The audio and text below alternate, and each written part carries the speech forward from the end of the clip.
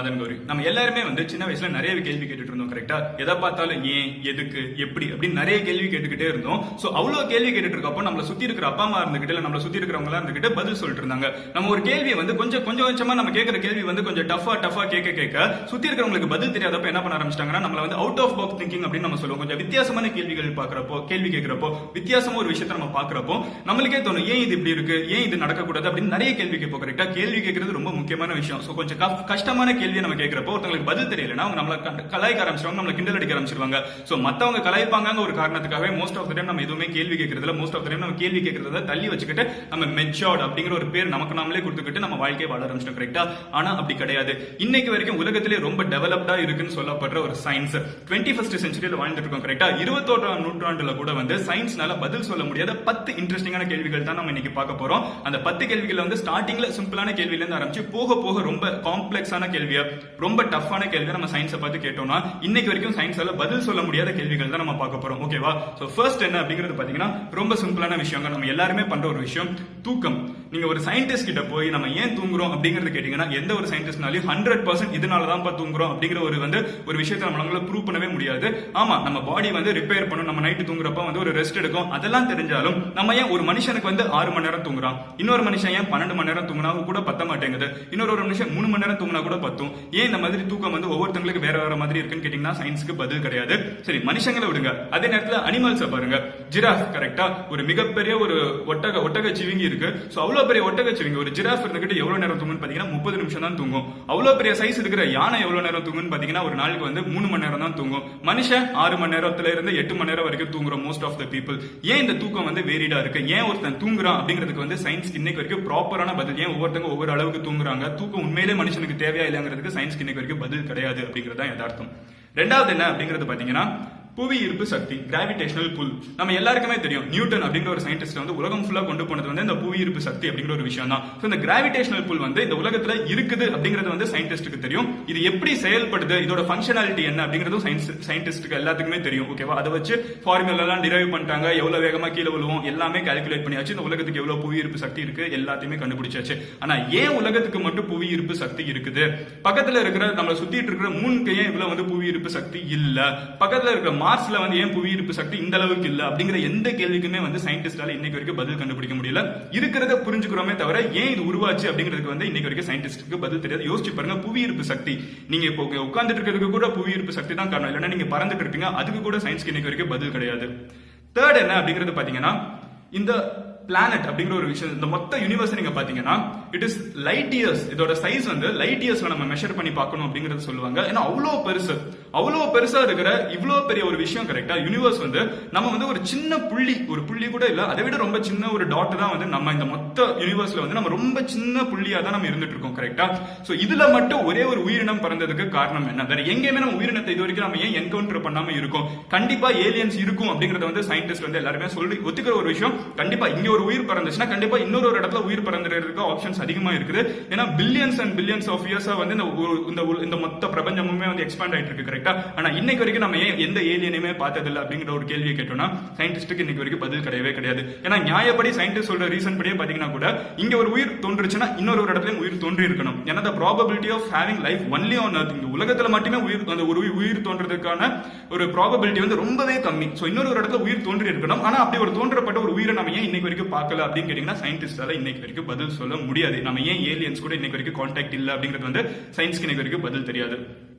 Fourth என்ன அப்படிங்கிறது பாத்தீங்கன்னா முதல் உயிர் இந்த உலகத்துல எப்படி தோன்றுச்சு அப்படிங்கிறது சயின்டிஸ்ட்க்கு இன்னைக்கு வரைக்கும் தெரியாது. தோன்றின உயிர் எப்படி பரிணாம வளர்ச்சி இருந்துச்சு, எப்படி எவல்யூஷன்லாம் நடக்குது அப்படின்னு நிறைய விஷயம் கண்டுபிடிச்சாலும் நம்ம எல்லாருமே பேசிக்கா பாத்தீங்கன்னா நீங்களா இருக்கட்டும், நானா இருக்கட்டும், உங்க முன்னாடி இருக்கிற இந்த போனா இருக்கட்டும், சுத்தி இருக்கிற வீடா இருக்கட்டும், அந்த வீடு உருவானதும் நான் லிவிங் திங் அப்படின்னு சொல்லப்பட்ட ஒரு விஷயம், உயிர் அற்றவை அப்படின்னு சொல்லப்படுற அந்த வீடு, இந்த போன் எந்த காம்போனன்ட்ஸ்னால உருவாயிருக்கோ, பேசிக்கா எந்த அணுக்கள்னால உருவாயிருக்கோ அதே அணுக்கள்னால தான் நீங்களும் நானும் உருவாயிருக்கோம். சோ பேசிக்கா டீப் டவுன் நம்ம எல்லாத்தையும் பிரிச்சு பார்த்தோம்னா நம்மளுக்கு உங்களுக்கும் ஒரு உயிரற்றவைக்கும் எந்த வித்தியாசமே கிடையாது. ஆனா நம்மளுக்குன்னு ஒரு கான்சியஸ்னஸ் இருக்குல்ல, நான் அப்படின்னு சொல்றப்ப நான் மதன் கௌரி அப்படின்னு ஒரு தாட் எனக்கு இருக்கு, நீங்க அப்படின்னு சொல்றப்ப உங்களோட பேர் உங்களுக்கு ஒண்ணு இருக்கு, உங்களுக்குன்னு ஒரு கான்சியஸ்னஸ் இருக்கு, உங்களுக்குன்னு ஒரு வாழ்க்கை இருக்கு, லைஃப் அப்படிங்கிறது இருக்கு. அந்த முதல் லைஃப் வந்து எப்படி உலகத்துல முதல்ல தோன்றுச்சு அப்படின்னு ஒரு கேள்வி கேட்டீங்கன்னா சயின்டிஸ்டுக்கு இன்னைக்கு வரைக்கும் பதில் கிடையாது அப்படிங்கறத தெரிஞ்சுக்கோங்க.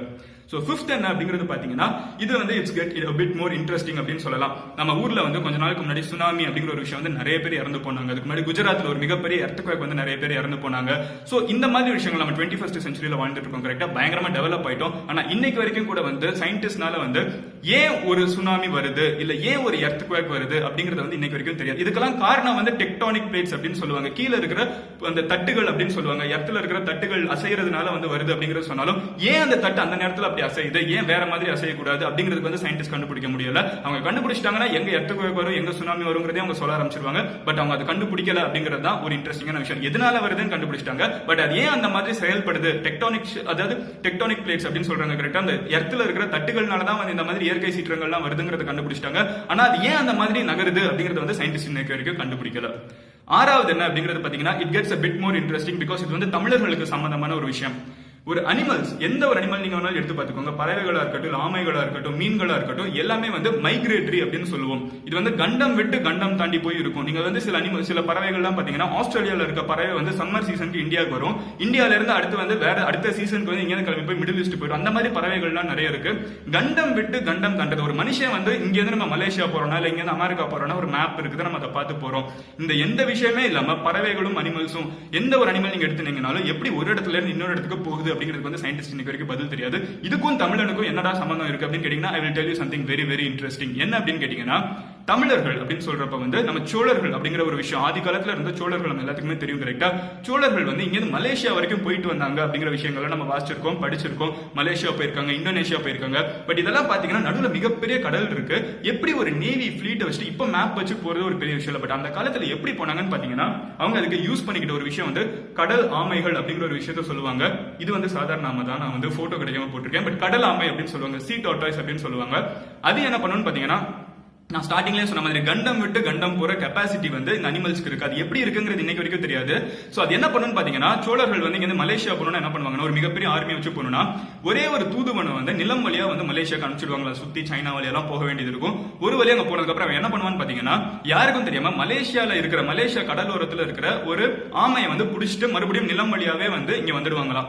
சோ இங்க சோழ நாட்டுக்கு வந்ததுக்கு அப்புறம் என்ன பண்ணுவாங்கன்னு பாத்தீங்கன்னா சோழர்கள் வந்து இங்க இருந்து ஒரு மிகப்பெரிய ஒரு ஆமையும் எடுத்து வச்சுப்பாங்களாம். சோ ஆமை வந்து 100 வருஷம் வரைக்கும் வாழும் அப்படிங்கறத கேள்விப்பட்டிருப்போம். சோ வயசு வந்து ஒரு ஆமைக்கு ஒரு பெரிய பிரச்சனை கிடையாது.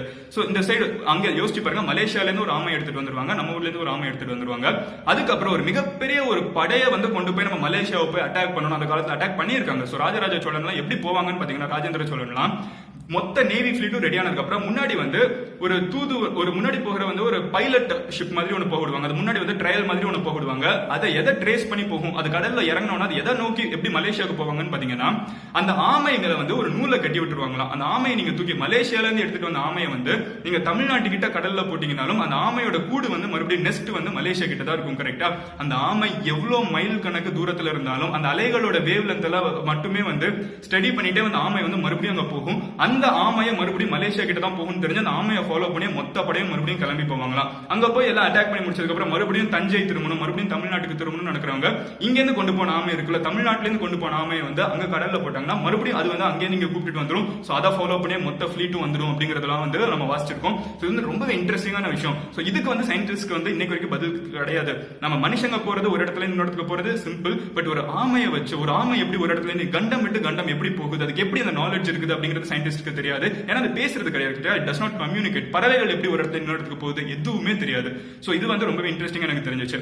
அடுத்தது என்ன அப்படிங்கிறது பாத்தீங்கன்னா செவன்த் டார்க் மேட்டர் அப்படிங்கிற ஒரு விஷயம். சோ இந்த உலகத்துல வந்து நம்ம டார்க் மேட்டர் அப்படிங்கிற ஒரு விஷயத்தினால தான் வந்து இந்த உலகம் இல்ல மொத்த பிரபஞ்சமே வந்து 80% வந்து டார்க் மேட்டர் அப்படிங்கிற ஒரு விஷயத்தினால தான் உருவாயிருக்கு அப்படிங்கறத சொல்றோம். ஏன்னா நம்ம எர்த் அப்படிங்கிற ஒரு விஷயம் சொல்றப்ப நம்ம கண்ணு முன்னாடி பாக்குறோம் எதனால உருவாயிருக்குன்னு. பட் அதை தாண்டி நிலவுக்கும் எர்த்துக்கும் நடுவில் ஒரு மிகப்பெரிய பிளாக் கலர்ல ஒரு ஸ்பேஸ் இருக்குல்ல, அது என்னது, வாட் இஸ் தட் அப்படின்னு கேட்டோம்னா சயின்டிஸ்ட்க்கு இன்னைக்கு வரைக்கும் பதில் தெரியாது. சோ இதை வந்து டார்க் மேட்டர் அப்படின்னு சொல்லுவோம். சோ நம்ம இவ்வளவு டெவலப்டு டெக்னாலஜி இருந்தாலுமே வந்து நம்மளுக்கு 80% இந்த உலகத்துல வந்து இந்த பிரபஞ்சத்துல வந்து இந்த டார்க் மேட்டர் அப்படின்னு சொல்றது வந்து என்ன எக்ஸாக்ட்லி இது என்னது அப்படின்னு கேட்டீங்கன்னா சயின்டிஸ்ட்க்கு பதில் தெரியவே தெரியாது. அதுதான் 7வது இன்ட்ரெஸ்டிங்கான விஷயம். எட்டாவது என்ன அப்படிங்கறது பாத்தீங்கன்னா ரொம்ப சிம்பிளான கேள்வி, நம்ம யாருக்குமே பதில் தெரியாத ஒரு கேள்வி, சில பேரோட நம்பிக்கைக்கு அடிப்படையான ஒரு கேள்வி, கடவுள் இருக்காரா இல்லையா அப்படிங்கிற ஒரு கேள்வி வந்து சயின்டிஸ்ட்க்கு இன்னைக்கு வரைக்கும் தெரியாது. சயின்ஸ் வந்து இன்னைக்கு வரைக்கும் கடவுள் இல்ல அப்படின்னு சொல்றதுக்கு எந்த ப்ரூஃபும் கிடையாது. ஏன்னா ஸ்டார்டிங்ல இருந்து ஒரு முதல் உயிர் எப்படி உருவாச்சு, இல்ல உலகம்லாம் எப்படி உருவாச்சுங்கிற கேள்விக்கு சயின்டிஸ்ட்க்கு பதில் கிடையாது. கரெக்டா? அந்த மாதிரி பிக் பேங் அப்படிங்கிறது வந்து ஏன் உருவாச்சு பிக் பேங் அப்படிங்கிறதுக்கெல்லாம் கேள்விக்கு பதில் தெரியாததுனால கடவுள் இருக்காரா இல்லையா அப்படின்னு கேட்டோம்னா சயின்டிஸ்ட் யாருமே வந்து இல்லைன்னு சொல்ல மாட்டாங்க, தெரியாது அப்படிங்கறத சொல்லுவாங்க. சோ அடுத்தது என்ன அப்படின்னு பாத்தீங்கன்னா நயன். ரொம்ப சிம்பிளான விஷயம், பட் ரொம்ப இன்ட்ரெஸ்டிங்கான விஷயம். கொட்டாவி விடுறது, யானிங் அப்படின்னு சொல்லுவாங்க. கொட்டாவி விடுறது, ஏன் கொட்டாவி விடுறோம் அப்படிங்கிறதுக்கு வந்து சயின்டிஸ்ட் யாருக்குமே தெரியாது. அதை தான் இன்னொரு ஒரு விஷயம் சொல்றேன். கொட்டாவி அப்படிங்கிற ஒரு விஷயம் வந்து கான்டேஜியஸ். நான் வந்து கொட்டாவி விட்டேன்னா நீங்க அதை பாத்தீங்கன்னா உங்களுக்கு கொட்டாவி வரும். ஏதாவது ஒரு 10 பேர் கொட்டாவி விடுறது பாத்தீங்கன்னா 11வது ஆளுக்கு வந்து ஆட்டோமேட்டிக்கா கொட்டாவி விட ஆரம்பிச்சிருவாங்க. அது ஏன் பார்த்தாலே ஒருத்தங்களுக்கு கொட்டாவி விட தோணுது அப்படிங்கிறது தெரியாது. ஏன் ஒரு மனுஷன் கொட்டாவி விடுறான் அப்படிங்கிறதும் யாருக்குமே தெரியாது. இதுதான் நயன்த். சிம்பிளா இருந்தாலும் ரொம்பவே இன்ட்ரெஸ்டிங்கா இருக்கும், நம்ம எல்லாருமே பண்ற ஒரு விஷயம் அப்படிங்கிறதுனால நான் சொல்லிடுறேன். 10th என்ன அப்படிங்கிறது பாத்தீங்கன்னா Black hole. Now it gets really interesting. இதுதான் probably ரொம்ப காம்ப்ளிகேட்டடான ஒரு டாபிக். இருந்தாலும் அது முடிஞ்ச அளவுக்கு நான் சிம்பிளா கூட சொல்றேன். சோ 10வது இன்ட்ரெஸ்டிங்கான விஷயம் என்ன அப்படின்னு பாத்தீங்கன்னா Black hole அப்படிங்கிறது ஒரு விஷயம் சொல்லலாம். பிளாக் ஹோல்னா என்னன்னு பாத்தீங்கன்னா நம்ம சூரியன் ஒரு நட்சத்திரம். கரெக்டா? அந்த மாதிரி இந்த பிரபஞ்சத்துல வந்து கோடிக்கணக்கான லட்சக்கணக்கான நட்சத்திரங்கள் வந்து இருக்குது. சோ இந்த நட்சத்திரம்லாம் வந்து ஒரு நாள் அழிஞ்சு போகிறப்ப என்ன ஆகும்னு பாத்தீங்கன்னா அது வந்து ஒரு பிளாக் ஹோலா உருவாகி மொத்த நட்சத்திரமே வந்து தனக்குள்ளே வந்து தன்னோட கிராவிடேஷனல் புல்னாலே தன்னோட புவியீர்ப்பு சக்தி வந்து ஒரு அளவுக்கு மேல இருக்குமா நட்சத்திரங்களுக்கு. எர்த்துக்கெல்லாம் இருக்கிறது ஒரு மேட்டர் இல்ல. சோ நட்சத்திரங்களுக்கு வந்து ரொம்ப அதிகமா இருக்கும் அப்படிங்கிற சொல்றாங்க. ஏன் இருக்கும் தெரியாது, பட் ரொம்ப அதிகமா இருக்கும்னு சொல்றாங்க. தன்னோட புவியீர்ப்பு சக்தினாலேயே ஒரு எதா இருந்தாலும் உலகத்துல வந்து ஆரம்பம் அப்படின்னு ஒண்ணு இருந்துச்சுன்னா, பிரபஞ்சத்துல வந்து ஸ்டார்டிங் அப்படின்னு ஒண்ணு இருந்துச்சுன்னா எண்ட் அப்படிங்கிறது ஒண்ணு இருக்கணும். கரெக்டா? அந்த மாதிரி ஒரு நட்சத்திரமும் வெடிச்சு அழிஞ்சு போகிறப்ப என்ன நடக்கும்னு பாத்தீங்கன்னா அந்த மொத்த நட்சத்திரமே வந்து அழிஞ்சு போகிறப்போ பிளாக் ஹோல் அப்படிங்கிற ஒரு விஷயம் உருவாகும் அப்படிங்கறத சொல்றாங்க. இந்த பிளாக் ஹோலுக்குள்ள என்ன இருக்கு அப்படிங்கிறது வந்து சயின்டிஸ்ட்க்கு இன்னைக்கு வரைக்கும் தெரியாது. இந்த டைம் டிராவல் அப்படிங்கிற ஒரு விஷயம் எதை வச்சு சொல்றாங்கன்னா இந்த பிளாக் ஹோலுக்குள்ள நம்ம போனோம்னா நம்ம டைம் டிராவல் பண்ண முடியும் அப்படிங்கறத சொல்றாங்க. இந்த ஒரு நட்சத்திரம் செத்து போகிறப்ப ஒரு செத்து போயிட்டு இருக்கிற ஒரு நட்சத்திரத்தை நம்ம பிளாக் ஹோல் அப்படிங்கறத சொல்லலாம். சோ அந்த பிளாக் ஹோல் அப்படிங்கிற ஒரு விஷயத்துக்குள்ள நம்ம போனோம்னா டைம் டிராவல் பண்ண முடியும், நம்ம நேர் கால பயணம் பண்ண முடியும் அப்படிங்கறத சொல்றாங்க. இல்ல இந்த நட்சத்திரத்துக்குள்ள நம்ம போனோம்னா அந்த நட்சத்திரத்தை சுத்தி இருக்கிற சூரிய குடும்பம் ஒன்று இருந்திருக்கும். கரெக்டா? சாரி, இது வந்து சூரிய குடும்பம். அந்த நட்சத்திரத்துக்குன்னு ஒரு ஃபேமிலி இருந்திருக்கும். கரெக்டா? அந்த சிஸ்டம்ல வந்து என்னென்ன நடந்துச்சுங்கிறத போய் பார்க்கணும்னா அங்க யூனிவர்ஸ்ல என்னென்ன நடந்துச்சுன்னு பார்க்கணும்னா அதுக்குள்ள போனா தெரியும் அப்படின்னு சில பேர் சொல்றாங்க. சில பேர் சொல்றாங்க அதுக்குள்ள போனோம்னா நம்ம இன்னொரு ஒரு கம்ப்ளீட்டா வேற ஒரு யூனிவர்ஸ்குள்ளே போயிடுவோம் அப்படிங்கறத சொல்றாங்க. ஆனா இன்னைக்கு வரைக்கும் சயின்டிஸ்ட்க்கு வந்து இருக்கு அப்படிங்கறத பார்த்திருக்காங்க. ஆமா, கண்டிப்பா வந்து பிளாக் ஹோல்ஸ் இங்க இருக்கு அப்படிங்கறதெல்லாம் ஐடென்டிஃபை பண்ணி வச்சிருக்காங்க நம்ம பிரபஞ்சத்துல. ஆனா அதுக்குள்ள என்ன இருக்கு அப்படிங்கிறது வந்து இன்னைக்கு வரைக்குமே தெரியாது. சோ 10 இன்ட்ரெஸ்டிங்கான கேள்விகள். இதுல உங்களுக்கு ரொம்ப ஃபேவரட்டா இருந்தது என்ன அப்படிங்கறத கமெண்ட்ல லீவ் பண்ணுங்க.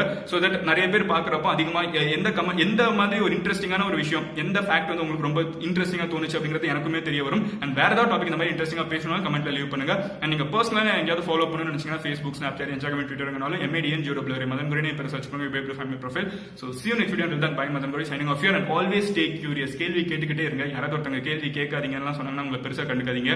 கேள்வி கேட்கறதுக்குன்னு ஒரு தனி அறிவு வேணும் அப்படிங்கறத புரிஞ்சுக்கோங்க. So see you next video. Until then, bye. Madan Guru signing off here. Cheers. Bye.